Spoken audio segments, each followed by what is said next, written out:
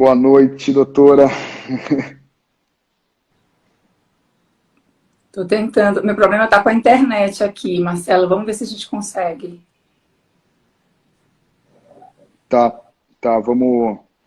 Bom, primeiro, doutora, sem palavras para agradecer a senhora. Sei da Imagina. correria, sei do seu esforço. É, ontem, antes de ontem, né, você estava fazendo uma live com o senador. Quando você falou, eu falei, nossa, assustei. Eu falei, poxa, acho que pessoas assim, né, que eu sou apenas, né, um vereador, mas que tem alguns ideais e que tem algumas convicções. Então, para mim, ter a senhora aqui, eu fico Pode me realmente chamar de você. lisonjeado. Muito obrigado. Tá bom, desculpa, é o costume. Muito obrigado. Passo a palavra para para você se apresentar aqui para nossa audiência. Muito obrigado mesmo, doutora. Imagina, eu que agradeço o convite. É sempre muito bom a gente ter a oportunidade de trazer aqui as informações para as pessoas, né? Eu só não sei, tá indo bem o vídeo, o áudio, tá tudo bem?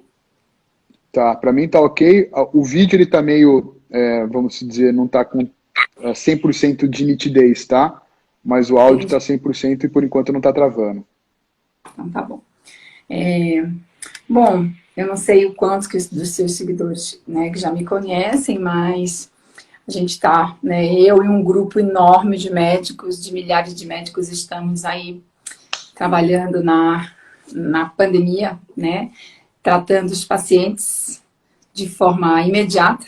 Então, logo eles apresentam sintomas, e isso a gente está fazendo desde abril do ano passado, quando nós começamos a nos unir, né? Eu sou anestesista por formação e trabalhava só com anestesia até então, não me via muito envolvida, né, obrigada a me envolver na questão da pandemia, mas diante do cenário todo que foi se montando, né, para a gente, eu achei que tinha que me envolver. Acho que depois, para eu não me estender nessa questão de como eu vim parar aqui, né, lá eu conto a história, que eu sofri um acidente, eu fiquei em casa muitas semanas sem poder pisar no chão, então eu resolvi estudar, e daí eu entendi o que estava acontecendo e achava que tinha que me envolver. E desde então a gente vem formando grupos de médicos pelo Brasil inteiro, que estão aí trabalhando, cuidando dos pacientes, né, para a gente tentar mudar um pouco a história da doença para quem nos procura, né, e a gente tem conseguido fazer isso com bastante sucesso, graças a Deus.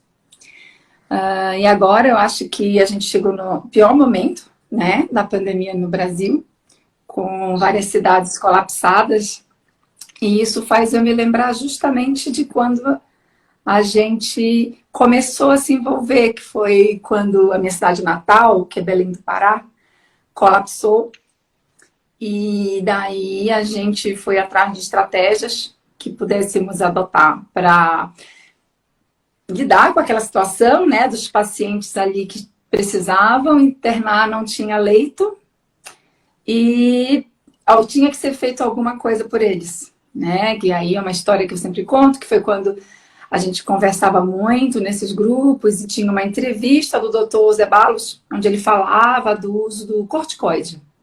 Nessa época não haviam evidências científicas para o corticoide, mas ele tinha alguns poucos trabalhos publicados, né, na literatura ainda de Wuhan, e daí o Dr. Zé Balos estava usando com sucesso e sugeriu, deu uma sugestão, a gente pediu uma sugestão para ele, para os pacientes que necessitavam de internação e não tinha leito, não tinha hospital, não tinha nada.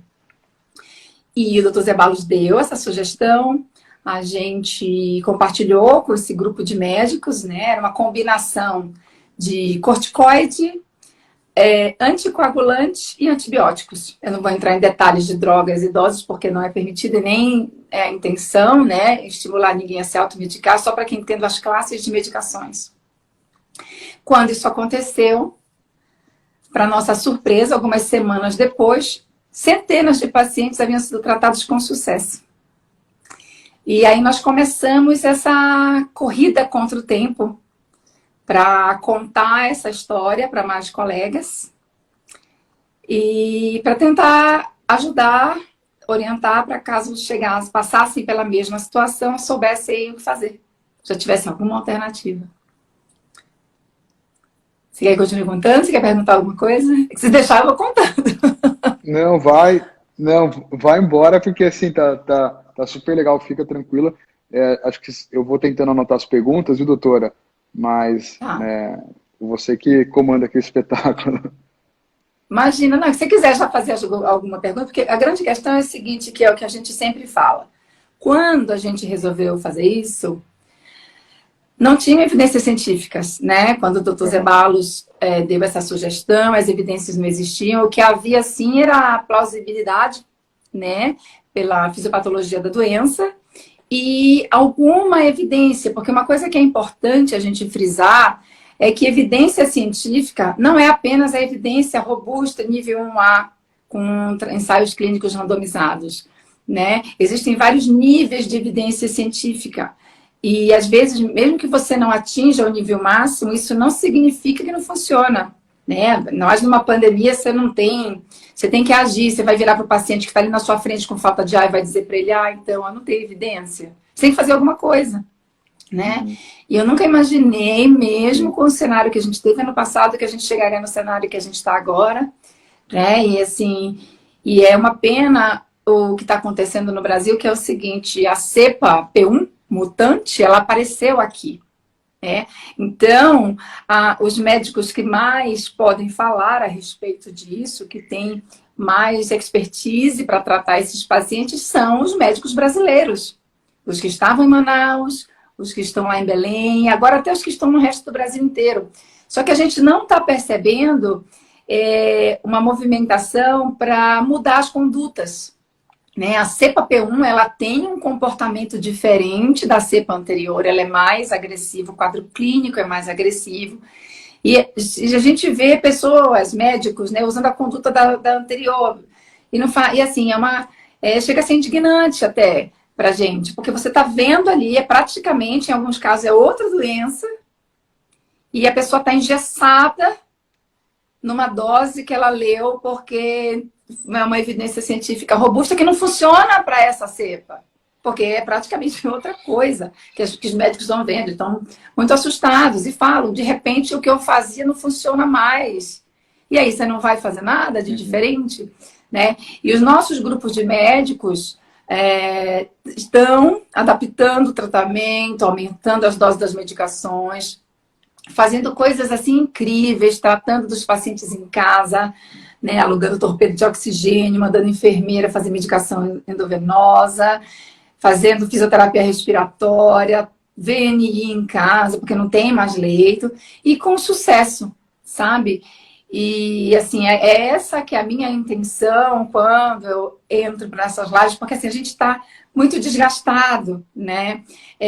Aparece, assim, que não há um interesse geral, né? Uma força comum para resolver o problema. O que querem é ficar inventando motivo para implicar com quem está. Então, assim, a gente chega a ser tragicômico a gente chegar com alguém, ouvir hoje, nessa altura do campeonato, alguém vir questionar as medicações que a gente está usando desde abril com sucesso. Entende? Sim. O que Travou para mim. o que está acontecendo em Campinas, doutora? Travou? Agora voltou. Tá normal? Tá, O que melhor. aconteceu em Campinas é que, assim, tentando trazer aqui para o município de Campinas e ver como é que a gente pode, né, tentar ajudar, né? Aqui em Campinas colapsou, né? A gente tem uma espera de mais de 100 leitos. A prefeitura é totalmente intransigente com relação a... Eu vou mudar a palavra, doutor, o tratamento precoce para acolhimento imediato, para ver se a gente tira da questão política, né, e joga para a questão justamente de tentar salvar vidas. E o que a gente está tentando fazer aqui, já existe um grupo grande de médicos, inclusive, acho que a senhora deve conhecer o Dr. Márcio Marques, que ele implantou lá em Limeira, mandou um abraço para a senhora, não pôde estar presente, é uma pessoa que ajudou muito aqui a minha família. Dr. Pinho, existe a própria cidade vizinha de Valinhos, que começou a fazer um protocolo. Então, assim, eu não quero, eu também, quem sou eu, obrigar nada, mas eu acho que a gente tem que dar a opção para a pessoa e a informação, né, para a pessoa, porque eu ouvi relatos de alguns médicos, e aí óbvio que eu não vou revelar, mas me mandaram várias mensagens, até porque não é que eu encabecei, mas é algo que eu acredito, tá? Dizendo que eles foram, entre aspas, assediados por... estavam tratando com antibiótico, corticoide e etc. Né? Então, assim, se pelo menos em Campinas a gente tem pessoas estudiosas que adotarem aí, como a senhora falou, né? Mudou muito, então, óbvio, de abril para cá, a medicina e o vírus ele foi evoluindo e também tem que acompanhar a medicação, né, doutor? Então, o que a gente quer é apenas uma opção aqui na cidade de Campinas para que a prefeitura não ingesse, né, simplesmente o paciente e o próprio médico, né, que está atendendo, que está na linha de frente, né, doutora? Sim.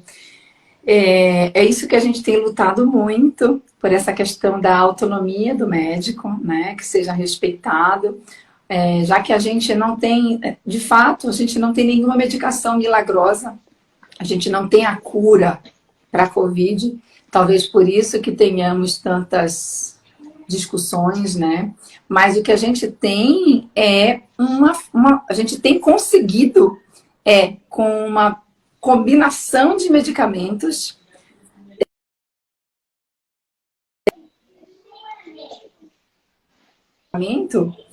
e evitar que o paciente chegue num quadro, né, hiperinflamatório, que a gente chama, que é o que vai precisar de intubação, Travou aqui, de doutor. suporte intensivo. Travou meu vídeo, a minha imagem? Não, agora voltou. Então, o que nos move,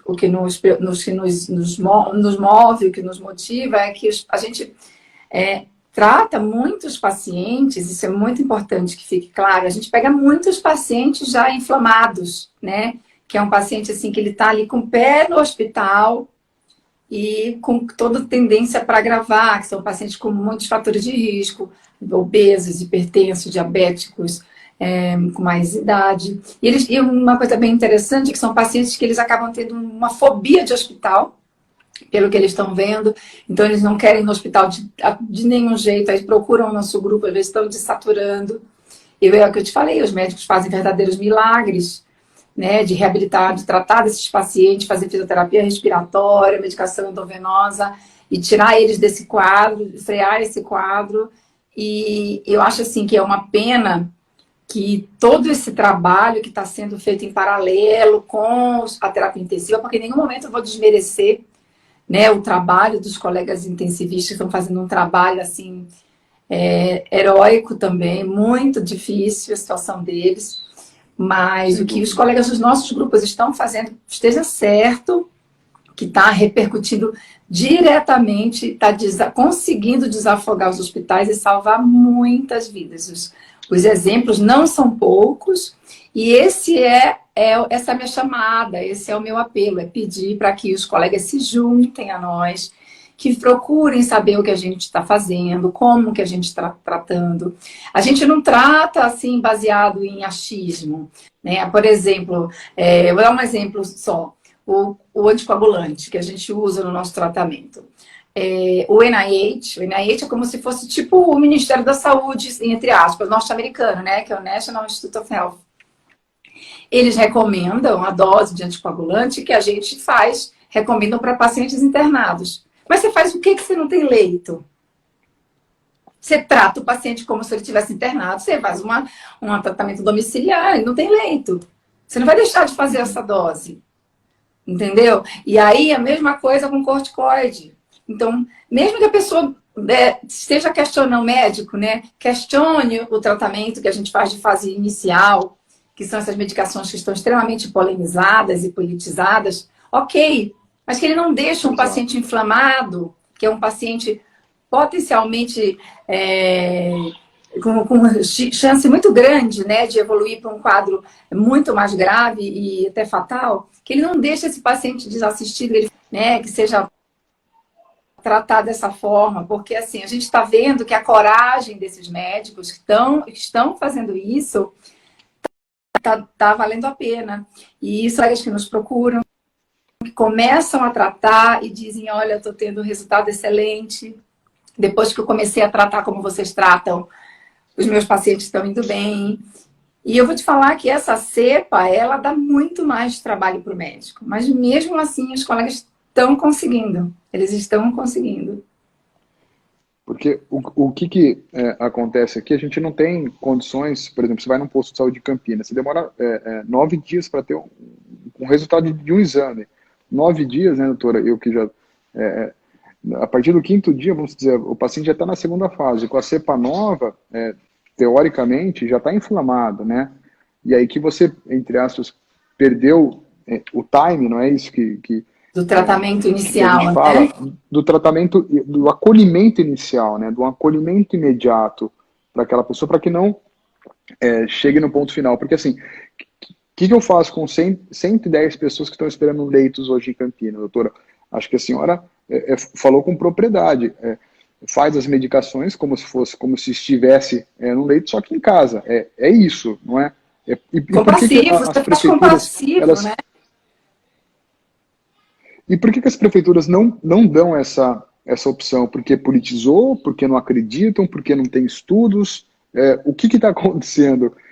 Olha, eu vou te falar que para esse caso específico do paciente que já está inflamado, falta organização, tá? Falta organização. Uhum. Por quê? Porque em cidades que não teriam estrutura para internar, né, não teriam condições, mas que estão um pouco mais organizadas, o paciente vai no posto fazer a medicação todos os dias. Medicação venosa, faz a medicação e vai para casa.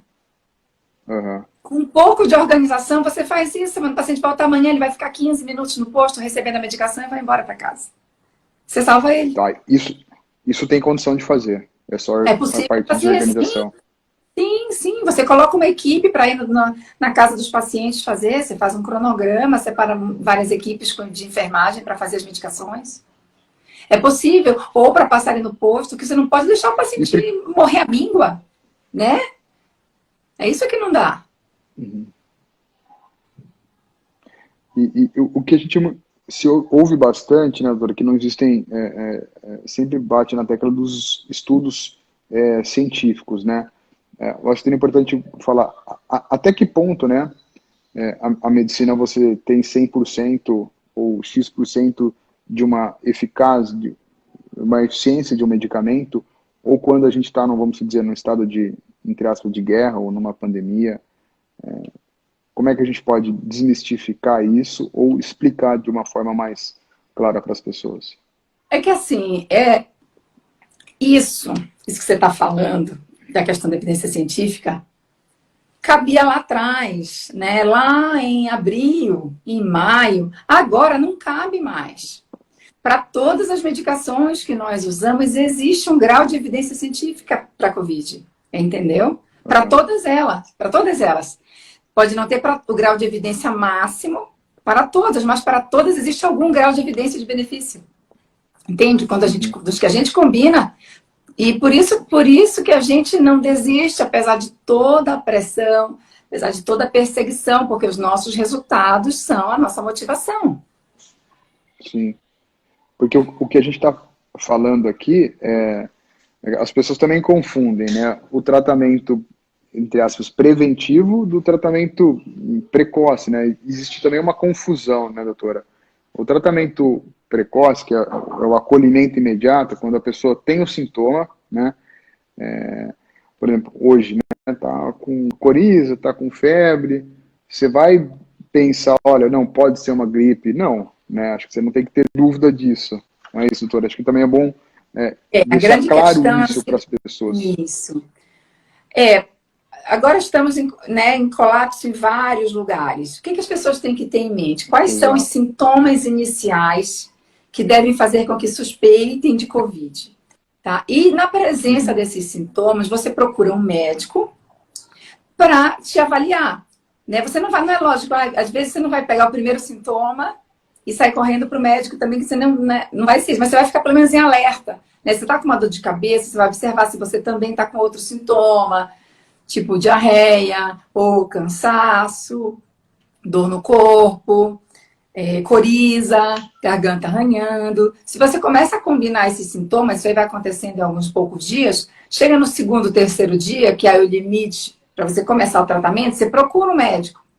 E aí esse médico vai te avaliar e vai ver, né, a necessidade de entrar com tratamento precoce. Se ele seguir na nossa linha, ele vai entrar com as medicações e não vai fazer só isso, ele não vai passar as medicações e abandonar o paciente. Também tem muita confusão em cima disso, como se essa fosse a conduta. Não, tanto que, como você colocou, e é o que a gente adota, é o acolhimento, porque a gente até fala nos nossos grupos, eu falei na live que eu fiz anteontem, a gente fala que a gente casa com o paciente aí umas 2, 3 semanas, você fica todos os dias conversando com ele, avaliando os sinais vitais, a saturação, se tem febre, como que estão os sintomas, se estão melhorando, se estão piorando. E você vai entrando com outras medicações, vai substituindo medicações, vai pedindo exames. Né? É uma dedicação muito grande, é um trabalho árduo realmente. Eu não sei se até não é por isso que muitos médicos optam por não se envolver e não tratar, porque assim, é extremamente trabalhoso. Os nossos colegas dos grupos estão exaustos, né? Porque o paciente COVID, ele tem, além de tudo, ele tem essa questão emocional, né? Ele é um paciente que ele demanda muito, ele espirrou, ele quer falar com você, que ele espirrou. Então, assim, é muito, muito, muito, muito desgastante, mas o resultado compensa. Você vê ali o paciente ressurgir na sua mão, entendeu? Responder ao tratamento e ficar bom na sua mão. Tanto que é muito comum os nossos pacientes, cada um já traz amigo, traz familiar, traz conhecido, traz vizinho para tratar, porque os resultados foram bons. Que, assim, infelizmente, não somos um número, apesar de sermos milhares, não somos o suficiente, né?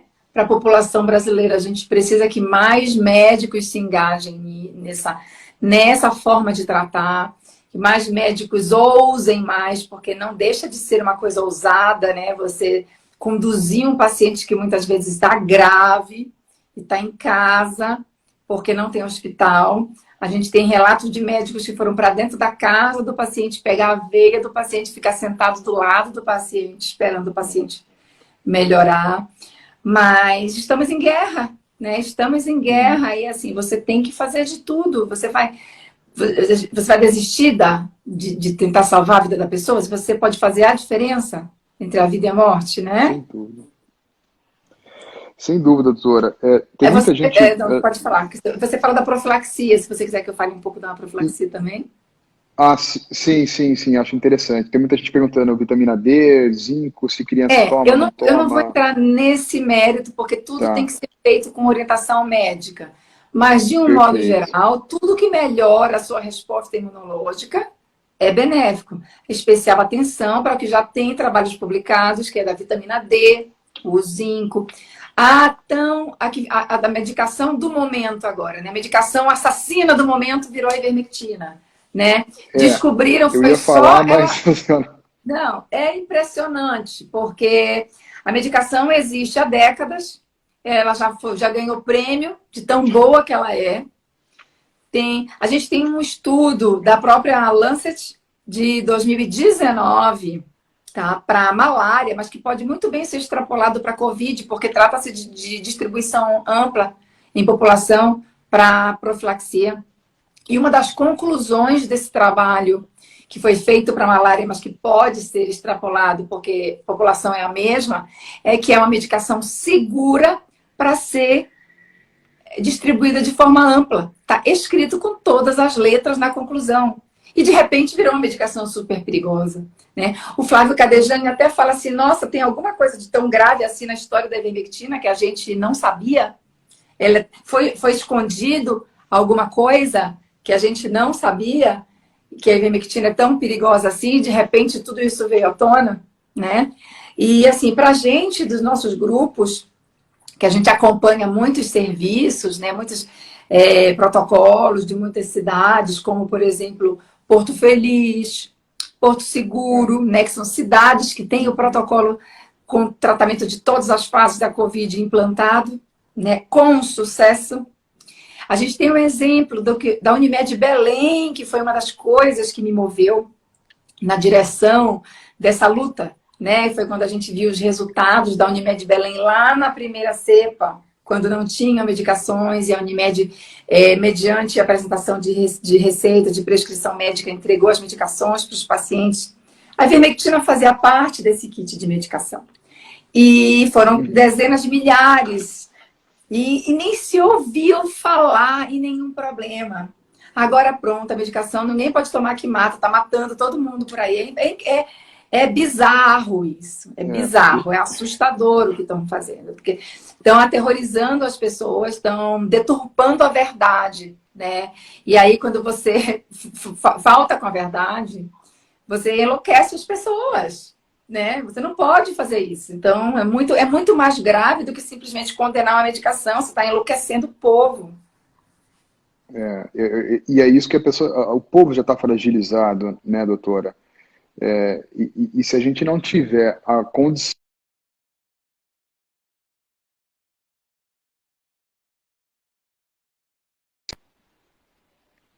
Voltou, né? Voltou, doutora? Voltou, agora voltou.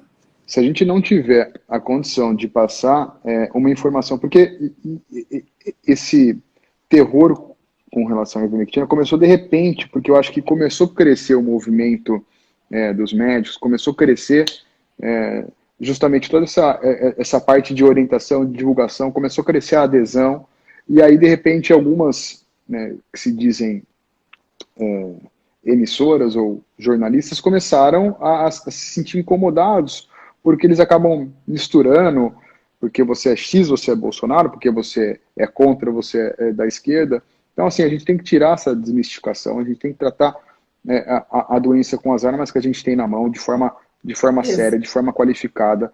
Então, assim, por isso que eu sempre trago aqui, doutora, nas minhas lives, profissionais do mais alto gabarito, da mais alta qualidade. Então, é uma honra, mais uma vez falo, quantas vezes for necessário, ter a senhora aqui com posições firmes, com posições claras de orientação, né?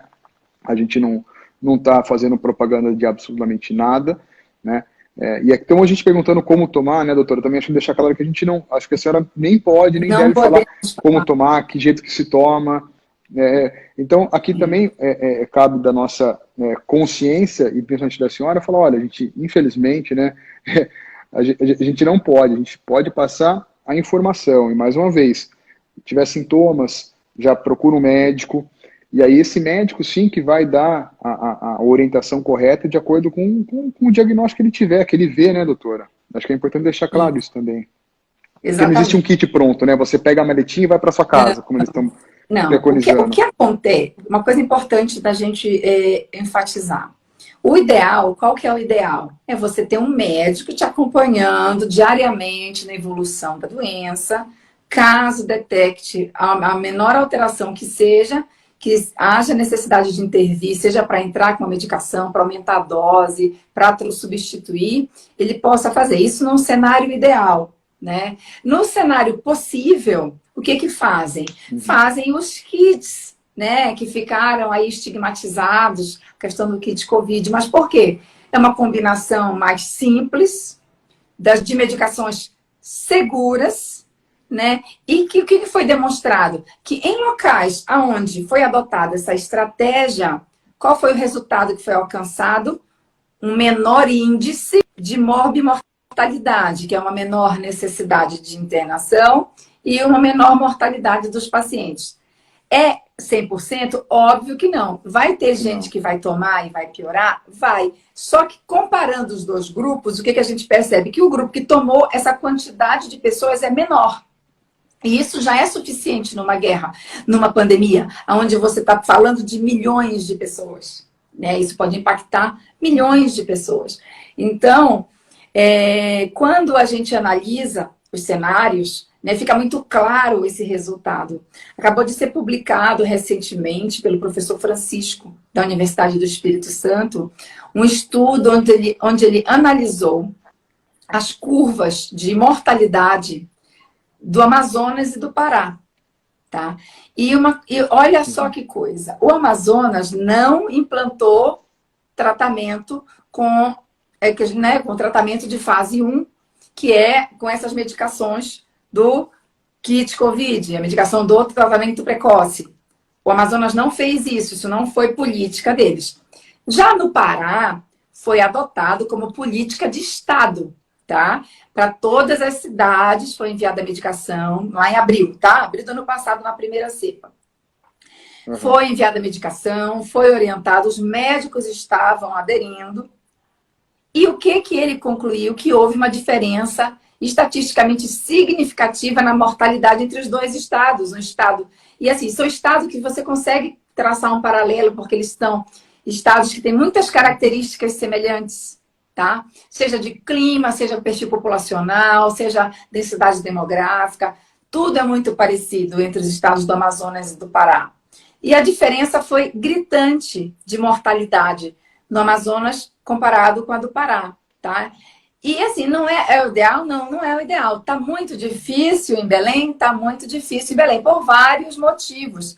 Mas o cenário é bem menos pior do cenário que se apresentou no Amazonas. E se tivesse evoluído na mesma proporção do que aconteceu lá, que tinha tudo para acontecer, porque foi o que aconteceu ano passado, né? Colapsou Manaus, algumas semanas depois colapsou Belém igual. Colapsou igual, com aquele cenário de pessoas morrendo na rua sem atendimento. Tá difícil agora? Tá. Tá igual ano passado? Não. Tá igual Manaus? Também não. O que tem de diferente? Tratamento.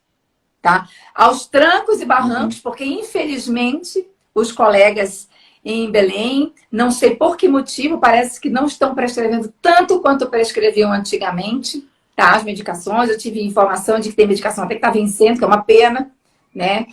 Porque lá a medicação está disponível e os resultados estão aí, né? Para provar que houve diferença estatisticamente significativa, sim, de mortalidade, e que o que foi observado de diferente foi a implantação do tratamento precoce. Perfeito. Quando a gente fala de números, de dados, né, doutora, é difícil também alguém falar o contrário. Acho que ninguém tocou nesse comparativo que você fez, né? Ninguém divulgou nada disso. Então, é isso que eu sempre bato na tecla, né? Porque não existe divulgação clara, divulgação séria, com imparcialidade, né, doutora? É só isso que a gente pede nesse momento difícil.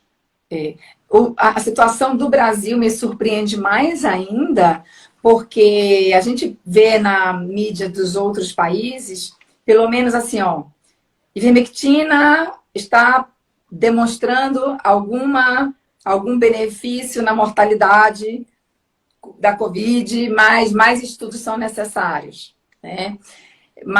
Só que no Brasil não, eles simplesmente ignoram essas publicações, ignoram essas colocações e ficam dizendo, e eu acho um absurdo você ouvir de médicos falarem, imagina, só no Brasil que ainda se fala em tratamento precoce. É mentira, tá? É mentira. Então, nós acabamos de fazer muita gente fala isso, doutora.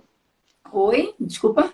Foi um ponto importante que a senhora falou que, por que só no Brasil existe o tratamento precoce? É mentira isso. É mentira. Quem fala isso está mentindo. Está mentindo. Nós estamos em reunião com médicos de vários países, tá? Existe um movimento nos Estados Unidos chamado American Frontline Doctors.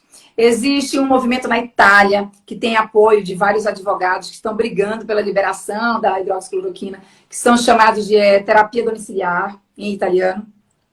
Tem os médicos de Portugal que estão pedindo a liberação da ivermectina para a Covid. Tem a equipe do Dr. Andrew Hill, da Universidade de Liverpool, que está estudando a ivermectina. Tem a Austrália com o professor Thomas Borod, que é um gênio da medicina, que foi o médico que desenvolveu uma combinação de medicamentos para a cura da úlcera péptica de forma clínica, Porque antes disso, a úlcera péptica era tratamento cirúrgico e ele foi quem desenvolveu essa combinação de medicações que a gente ouve falar do tratamento da H. pylori. Foi o Thomas Borod, ele podia muito bem se aposentar, né, com esse mérito, que ele já é medicina por isso, mas não. Diante de tantas evidências, o que ele fez? Deu a cara a tapa, está defendendo a ivermectina enfaticamente, sem titubear, ele afirma categoricamente que a ivermectina trata a Covid. Só pegar os vídeos dele para assistir, entendeu? Então, eu falo de uma pessoa altamente gabaritada, altamente respeitada no meio médico, entendeu? E aí chega no Brasil, ficam tentando tratar como se fosse chacota. Então, assim, e é o pior, a pessoa que ela faz isso, o médico que faz isso, faz com ares de superioridade, né? E a gente sabe que isso é uma postura desprezível, né? De um profissional de saúde diante do cenário que a gente está tendo, né? É uma pena, realmente, mas a história vai se encarregar de contar, né? A verdade prevalecerá. Sem dúvida, doutora. Muita gente perguntando da reinfecção. Não sei se a senhora pode... existe, não existe? Pois é, eu não sou... Pode acontecer, não coisa pode... que eu falei para você, eu não sou uma especialista em Covid, eu sei muito bem as limitações onde se encontram para mim, até porque o conhecimento está numa velocidade muito, muito grande. É até impossível você conseguir acompanhar tudo e achar que domina todos os assuntos.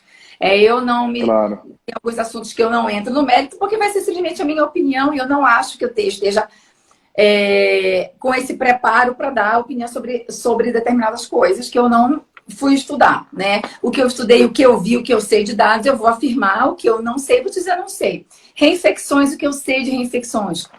Que elas têm acontecido, mas elas não são muito frequentes, né? Digo estatisticamente falando, embora todo mundo conheça alguém que ali teve um caso suspeito, um caso de infecção, e estatisticamente falando, perto do número de pessoas que já adoeceram, é bem menor, tá? Mas é um risco que existe, né? A gente não sabe quem que vai ser reinfectado. Eu conheço pessoas que já tiveram reinfecção, e a gente está aí, né, querendo acreditar que a vacina vai evitar... O que a gente mais quer é que essa vacina funcione, que ela evite a infecção, que ela evite os casos graves, para que a gente consiga sair desse cenário catastrófico. Vamos torcer para que esses resultados venham e a gente consiga, né, com a vacinação e com a imunidade celular, né, que alguém escreveu aqui, doutor Zé Barros, ele defende muito e fala assim que é muito raro.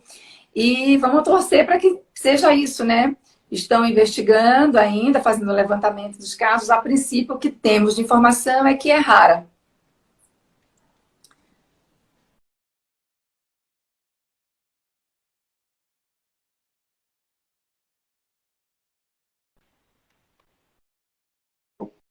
E, para mim, travou agora, tudo aqui. Voltou. Outra coisa, doutora, que aí também, se a senhora fique à vontade para responder.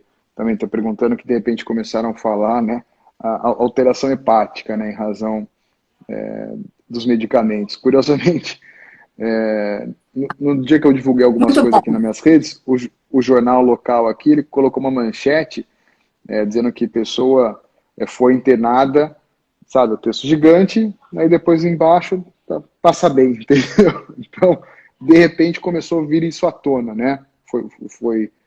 Então, acho que seria interessante a gente tocar nesse assunto também. Sim. Olha, desde o início, quem estudou a doença desde o início sabe que a doença dá alteração hepática, tá? Um dos critérios para você diagnosticar que o paciente está entrando na fase inflamatória é a alteração das enzimas hepáticas, que no estudo, no artigo científico, né, que foi publicado sobre isso, que a gente lê, eles até se referem como transaminites, né? Um termo assim em inglês, algumas pessoas usam em português, embora não seja uma expressão oficial. Transaminites seria justamente aumento das transaminases, que é aumento de TGO, aumento de TGP. Isso a doença em si já causa, tá? E a cepa P1 causa mais do que a outra cepa, tá? Então o paciente ele vai ter alterações hepáticas independente das medicações que ele tomar. Eu já peguei pacientes que chegaram para mim só na fase inflamatória, com as enzimas hepáticas estouradas, super alteradas, não tinha tomado nada, foi a doença que causou, tá? Então, só que quem não conhece a fisiopatologia da doença fica falando besteira, né? Porque é falar besteira. Tem gente que fala, paciente toma um comprimido de ivermectina, não, isso é por causa disso, mentira, claro que não é a doença que causa. Aí você vai avaliar o paciente, alguns pacientes você pode ser que decida não passar algumas medicações, mas essa causa isso, e a cepa P1, a cepa mutante, ela causa mais ainda, tá? A gente tem visto isso na prática. Se eu não me engano, sai um estudo esses dias, a gente não está dando conta de ler tudo em tempo real, né? Que a gente está muito corrido, mas faz parte da história da doença. Pode até piorar com uma outra medicação, pode chegar a um caso grave ou fatal. Eu só vejo na mídia, não conheço nenhum caso dos nossos grupos que atenderam. Nossa, meu paciente ficou grave. Eu estou falando de milhares de médicos. Nós temos 50 grupos de OP lotados. Uhum. Você conta aí. Não tão lotados, um pouco menos, né? Então, 50 daria aí 250, 12.500. A gente tem uns 10 mil médicos nos nossos grupos, tá? Trocando informações todos os dias, 24 horas por dia. Você entra 3 horas da manhã, tem gente conversando, passando tomografia, compartilhando exame de paciente a 500 quilômetros de uma UTI. E o médico lá, é o único médico da cidade, está pedindo uma ajuda dos colegas, tá? Uhum. E eu fico, assim, chocada de ver médicos tratando disso com chacota. Porque, às vezes, o canal que aquele colega conseguiu lá daquela cidade, o único que ele conseguiu, que consegue ter acesso, e radiologistas das capitais, que ajudam a interpretar, às vezes, uma radiografia, né? Colegas que estão com mais experiência de tratar, às vezes, graças a essa interação por WhatsApp, que ele salva a vida do paciente. Então, assim, a gente está vendo coisas muito assustadoras, sabe? Que está mostrando o pior lado das pessoas, que é essa questão do escárnio, do sarcasmo, com coisas muito, muito, muito delicadas, muito graves. Tem colegas que vão no grupo e falam, e assim, desesperados mesmo. Você ouve os áudios e assim o médico chorando no grupo porque ele precisa de ajuda ou porque ele está agradecendo a ajuda que aqueles colegas deram, sabe? E por isso que a gente não desiste, né? Eu tenho aí no meu Instagram um WhatsApp que eu disponibilizei exclusivamente para isso, mas eu não estou dando conta mais. Eu estou aí com mais de 1.000 mensagens que eu não consigo responder, e é difícil mesmo. Até peço desculpa para os colegas que mandaram a mensagem, eu não consegui. E assim, a gente, graças a Deus, a gente está tendo apoio agora da iniciativa privada, tem os empresários que resolveram nos ajudar. De que forma? Perguntaram, né? Outro dia eu fiz uma live, enfim, me perguntaram como que poderiam ajudar nos dando um site, uma plataforma que seja acesso restrito a médicos. Então, assim, já até aproveito a sua live aqui para já deixar mais, né, para os colegas que assistirem, que tenham interesse em saber. O nosso site deve estar para entrar no ar, gente.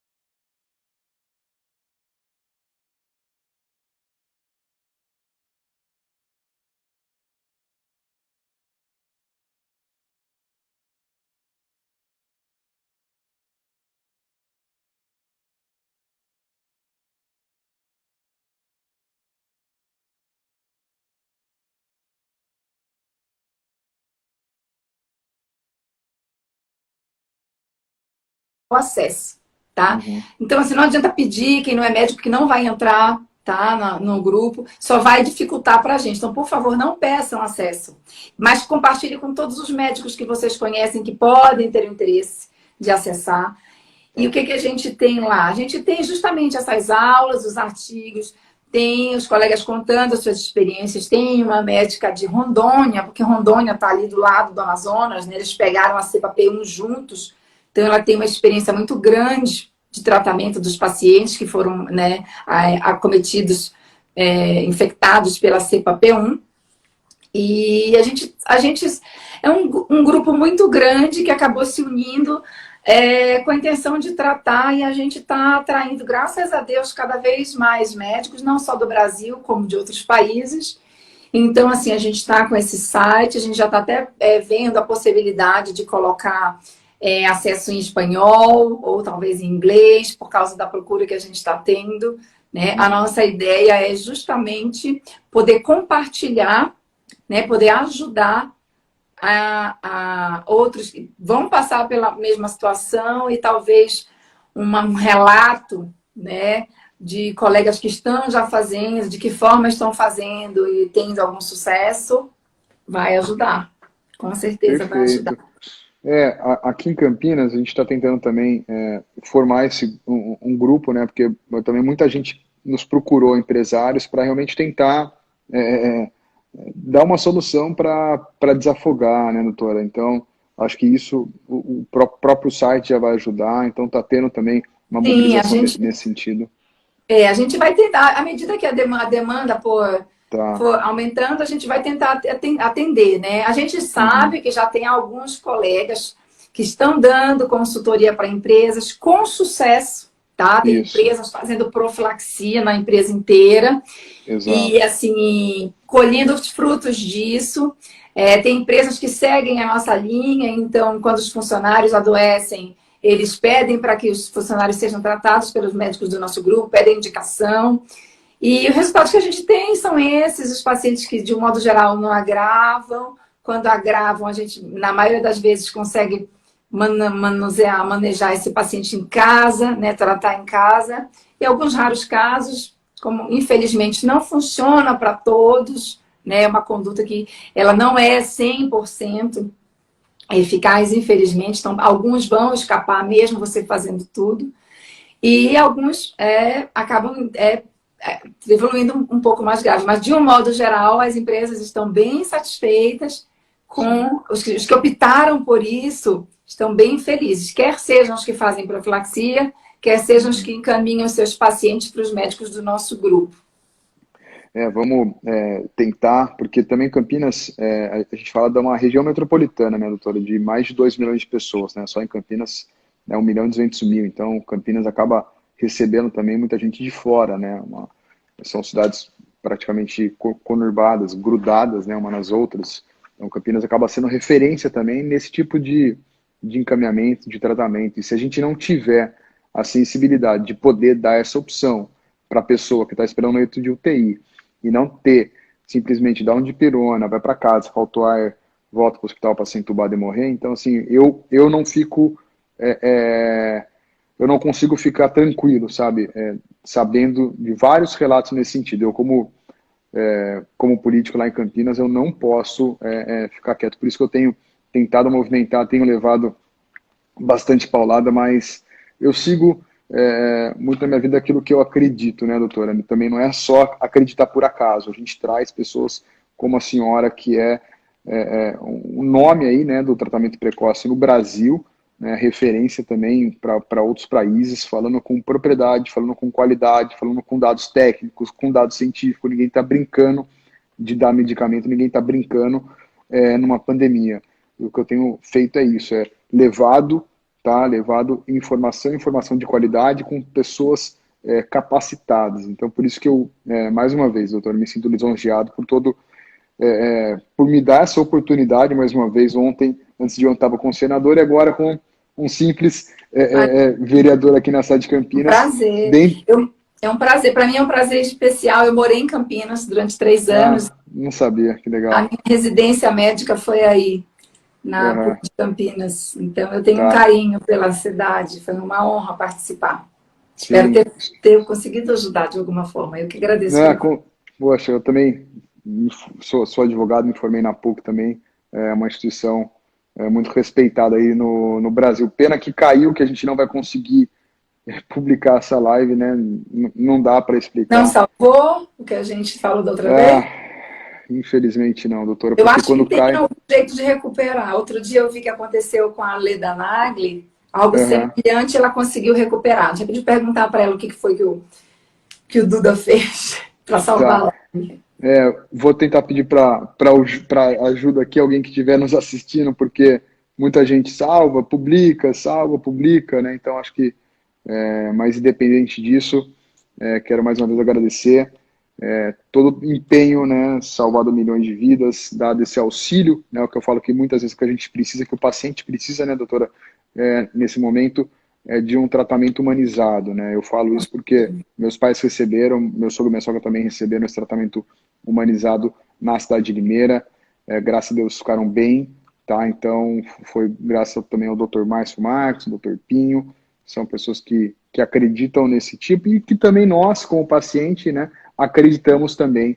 Eu acho que tem que ter uma junção, né, do médico e do paciente, que isso que vocês têm levado para os 4 cantos do Brasil, para o mundo, dado esse tratamento humanizado, passado informação.